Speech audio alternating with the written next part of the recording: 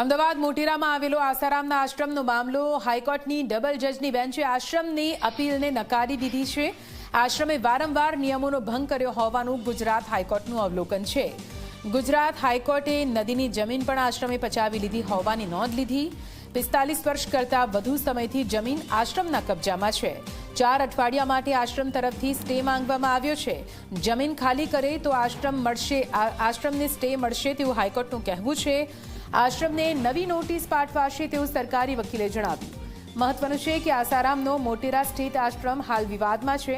આશ્રમની જમીન પાછી લેવા માટે અગાઉ કલેક્ટરે આદેશ કર્યો હતો, જેની સામે આશ્રમે હાઈકોર્ટના દ્વાર ખખડાવ્યા હતા। જો કે સુનાવણી દરમિયાન હાઈકોર્ટના સિંગલ જજે કલેક્ટરના હુકમને યોગ્ય ઠેરવ્યો હતો, જે બાદ આશ્રમે ફરી એકવાર ડબલ જજની બેન્ચ સમક્ષ સિંગલ જજનો હુકમ પડકાર્યો હતો, જેને હવે ડબલ જજની બેન્ચે ટેકો આપ્યો છે અને આશ્રમને મોટો ઝટકો લાગ્યો છે।